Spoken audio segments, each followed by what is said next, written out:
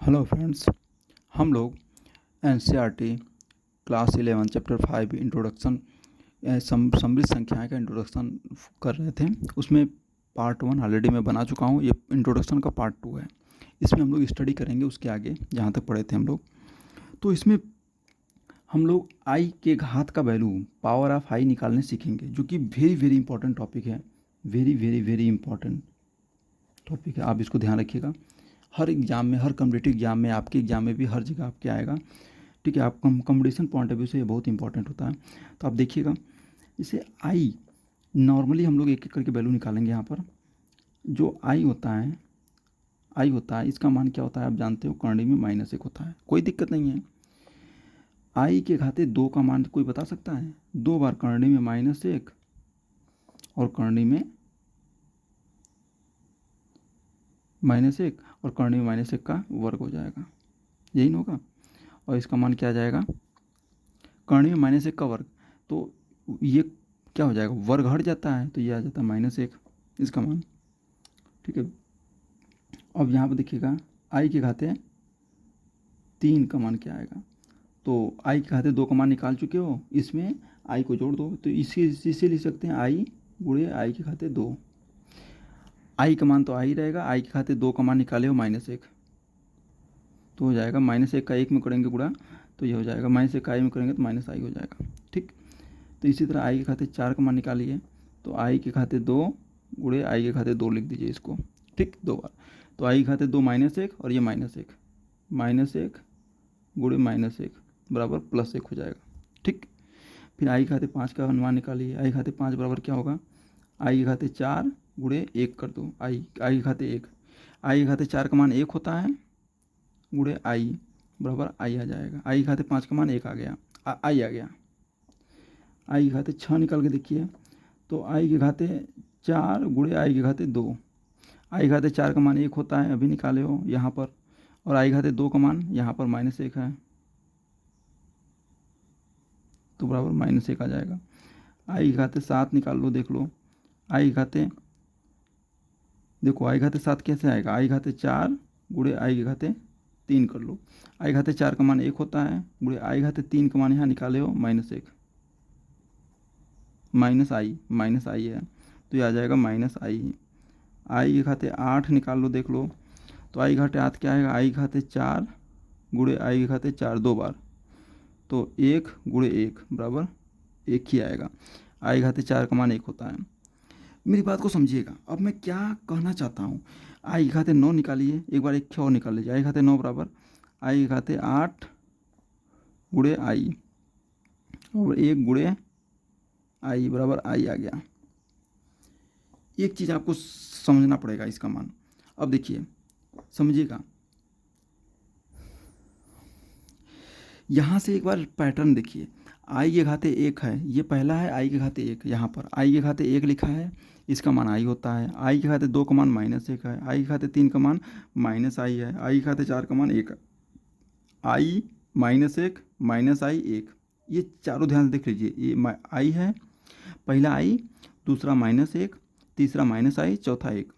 फिर इसके बाद यहाँ से देखिएगा, इसके बाद यहाँ के बाद यहाँ से फिर यही चीज़ रिपीट करेगा। ऊपर आई है तो यहाँ आई आ गया, -1 है तो यहाँ -1 आ गया, -i है तो यहाँ -i आ गया, 1 है तो यहाँ 1 आ गया। आपको बात समझ में आ रही है? फिर उसके बाद यहाँ तक आ गया, 4 ठो आया, फिर ये 4 ठो आया, 4 के बाद फिर रिपीट करेगा। आई है, आई आ गया, फिर -1 है, इसके नीचे -1 आएगा, फिर -i आएगा, फिर 1 आएगा। 4 के बाद रिपीटिशन हो रहा है, ध्यान रखिए, दीजिएगा। आई -1 -i 1, ठीक है। और उसके बाद जैसे ही उसके नीचे बढ़ेंगे तो फिर ये वाला आई पहले आ गया, फिर -1 आ गया, फिर ये वाला आई -i आ गया, फिर ये वाला 1 यहाँ आ गया। समझ रहे हैं? तो मैं ये कह सकता हूँ कि कुछ चीज़ों की वैल्यू मैच कर रहा है। देखो, आई के घाते 1 का मान जो होता है वहीं आई के घाते 5 का मान है। इसमें 4 जोड़ेंगे ना तो यही मान आ जाएगा। आई के घाते 2 का मान जो है आई के घाते 6 का मान है, आई के घाते 3 का मान जो है आई के घाते 7 का मान है, आई के घाते 4 का मान जो है आई के घाते 8 का मान है, बराबर है। तो देखो, आई का घात जब 4 आ जाता है ना तो उसका मान 1 हो जाता है। तो हम इस प्रश्न में जब भी सॉल्व करेंगे ना, तो आई के घात को सॉल्व करने का एक ही तरीका है कि हमें आई के घात 4 बनाने का प्रयास करेंगे, या फिर आई के घात जब 4 रहेगा तो उसका मान 1 हो जाएगा, जो बाकी बचेगा उसको देखेंगे क्या है। कुछ भी आई के घात दिया रहेगा उसको आई के घात 4 के रूप में लिखेंगे, या फिर 4 से भाग दे देंगे, देखेंगे क्या आ रहा है, जो शेषफल बचेगा उसको अलग से लिखेंगे। तो हम क्वेश्चन करेंगे तो हमें एकदम क्लियर हो जाएगा कैसे सॉल्व करना है क्वेश्चन। तो इसको ये ध्यान रखिएगा, बस इसको 4 मान आपको याद रखना है, ये 4 ठो बहुत ज़रूरी है। बस आई के घाते 2, आई के घाते 3, आई के घाते 4, ये 4 ठो याद रहेगा तो सारे प्रश्न आप कर ले जाएंगे। ठीक है, केवल 4 ठो। तो मैं 2-3 प्रश्न हल करके यहाँ पे दिखाऊंगा, जैसे कि कैसे हम लोग सॉल्व करेंगे क्वेश्चन को। तो हम लोग क्वेश्चन जैसे कि मान लीजिए सॉल्व करते हैं, एक लेते हैं अपने मन से, यहाँ पे ही बगल में ही, यही बगल में क्वेश्चन लेके सॉल्व करते हैं। जैसे आई के घाते आई टू द पावर, यहाँ पर लिख रहा हूँ आई टू द पावर 50। अब 50 है तो क्या मैं इसको 50 बार लिखूँगा? नहीं, तो इसको 4 से डिवाइड करो। जैसे मैंने 50 को डिवाइड कर दिया 4 से, 50 से, 4 से भाग देंगे, 4 एकम 4, क्या क्या बचा, 1 आया, 0, 4 दूना 8, 2 बचा शेषफल यहाँ 2 बचा है। तो 12 बार गया, शेषफल 2 बचा। तो इसको क्या लिख सकते हैं, देखो शेषफल 2 लिखेंगे पहले, इसको आई के खाते कुछ लिखेंगे, आई के खाते 2 लिखेंगे। 2 कहाँ से आया, जो शेषफल बचता है उसको बगल में लिखेंगे, ये शेष बचा है बगल में, और यहाँ पर लिखेंगे आई के घाटे 12 गुणे 4, 12 गुणे 4 या 4 गुणे 12, 4 गुणे 12, 12 चौक 48 और 2 यहाँ अलग कर दिया मैंने। 50 को कैसे लिखा, 12 चौक 48 और 2 50 हो जाएगा। तो अब देखो आई के घाते 4 और समथिंग है, देखो आई के घाते 4 आते हैं, जहाँ भी 4 दिख जाएगा तो आई घाते 4 बराबर क्या होता है, 1, यहाँ बताया है मैंने 1 होता है। आई घाते 4 का मान 1 होता है, तो ये वाला पूरा पार्ट 1 हो जाएगा, 1 हो जाएगा, और बचेगा आई के घाते 2। और आई के घाते 2 का मान देख लो क्या है, आई के घाते 2 बराबर -1, तो इसका मान 1 गुणे -1, तो इसका मान क्या आ जाएगा, -1। तो आई के घाते 50 का मान क्या आ गया, -1, आपको निकालने आया होगा। और भी प्रश्न देखते हैं कुछ, जैसे आई के घाते 2005, आई के घाते 2005 है, इसका मान निकालना है। तो ऐसे नहीं निकलेगा इसका मान, देखो 2005 को भाग दे दो, 2005 को भाग दे दो पहले 4 से, 4 चौक 4 पंजे 20 हो गया, कट्टम कुट्टम 0 बढ़ा के यहाँ पर 5 उतरा, 5 एकम 4 एकम 4, कट गया, 1 बचा, शेषफल 1 बचा। इसका क्या मतलब है कि देखो एक आई के खाते क्या आएगा, 4 के गुणे, 4 गुणे ये लिखते हैं, ये दोनों आपस में गुणा कर देते हैं, 4 गुणे 501, फिर जो नीचे जो शेषफल बचा है, फिर आई के खाते 1, ये वाला, ये शेषफल वाला 1, इसमें क्या बचा था देख लो, उसके ऊपर वाले में 2 नीचे बचा था, तो लिखा है आई के खाते 2, और फिर 4 गुणे 12, 4 गुणे 12 यहाँ लिख दिया। अब ये वाला पार्ट क्या हो जाएगा, देखो जहाँ 4 दिखता है 4 वाला पार्ट क्या हो जाता है, 1 हो जाता है, इसका मान 1 हो गया, और बचा आई घाते 1। आई घाते 1 में आई घाते 1 का मान क्या होता है, आई होता है, इसमें कुछ कर नहीं सकते, तो ये आ जाएगा आई। ठीक है, इसमें 1 का गुणा करेंगे आई आ जाएगा, तो आई घाते 2005 का मान आई आ गया। ठीक है, इसको अभी क्वेश्चन जब मैं सॉल्व करवाऊंगा तो उसको डिटेल में सॉल्व करेंगे बहुत अच्छे से। ठीक है, हाँ जब क्वेश्चन सॉल्व करवाएंगे तो इसको अच्छे सॉल्व करेंगे। अभी तो मैं इंट्रोडक्शन दे रहा था, तो ये चीज़ आपको समझ में आनी चाहिए कि ये क्या बताया मैंने। इस पर हम बाद में जब एक्सरसाइज सॉल्व कराएंगे तो हम क्वेश्चन करवाएंगे, तो क्वेश्चन में हमें बहुत अच्छे समझ में आ जाएगा। ये बस हल्का सा व्यू दिया था, ठीक है, आप समझ जाएगा। तो इसमें 4 मान आपको याद रखना है, आई घाते 2, आई घाते 3, आई घाते 4, ये चारों मान अगर याद रखेंगे तो बाकी आप खुद ही अपने आप निकाल लेंगे। ठीक है, तो हम आगे बढ़ते हैं। अब इसके बाद नेक्स्ट इंट्रोडक्शन पर कॉम्प्लेक्स नंबर में पढ़ना है हमको। पावर ऑफ 5 पढ़ा दिया मैंने, और पढ़ना है modulus and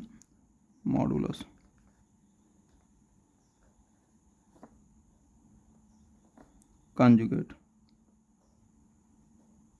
modulus and conjugate ये अगला टॉपिक है, मापांक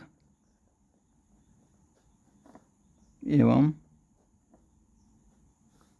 संयुग्मी।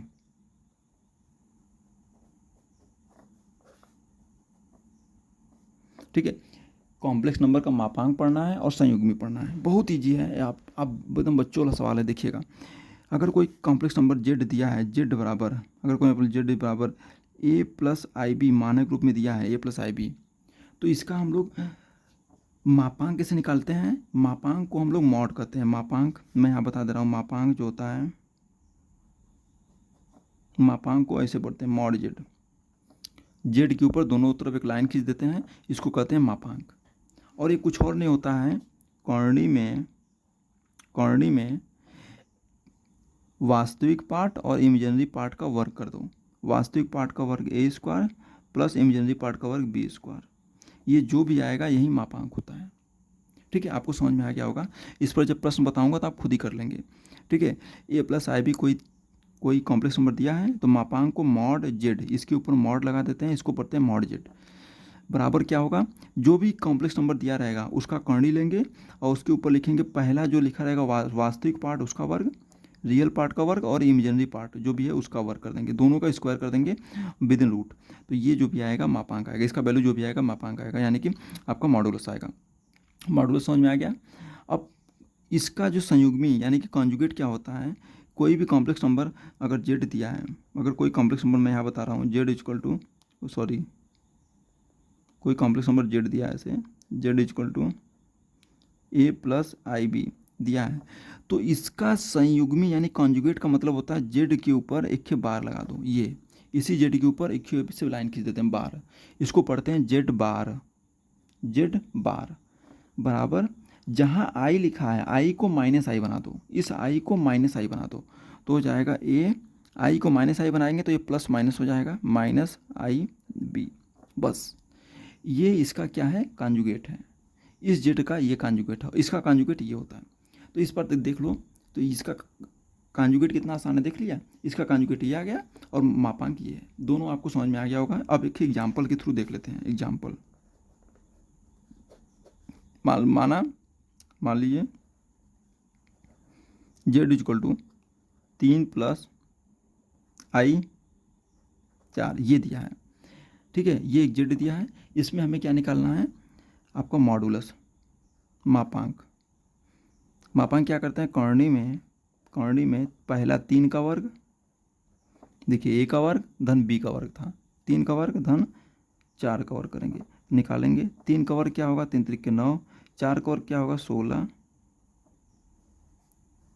और 16 और 9 क्या हो जाएगा 25। 25 का कर्ण मालूम है, 25 किसका वर्ग होता है, 5 का, तो इसका उत्तर आ जाएगा 5। ठीक है, तो एक जेड इक्वल टू 3 प्लस 4 आई दिया है, तो इसका जो मापांक होगा इसको कहते हैं मापांक यानी मॉडुलस, ये होगा 5। और इसका क्या होगा, कॉन्जुगेट, संयुग्मी, यानी कि कॉन्जुगेट को जेड बार कहते हैं, इसका क्या होगा, बस यहाँ पर क्या कर देंगे, माइनस लगा देंगे, आई को माइनस आई से रिप्लेस कर देंगे, तो ये हो जाएगा 3 माइनस 4i। ये दोनों आंसर होगा, एक एक लाइन का है।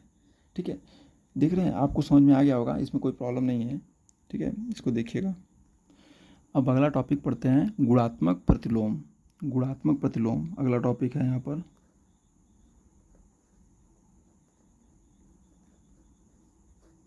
प्रतिलोम, मल्टीप्लिकेटिव इनवर्स, इसको क्या कहते हैं, मल्टीप्लिकेटिव इनवर्स।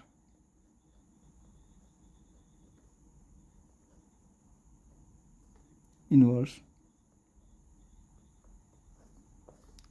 ये भी हमें पढ़ना है।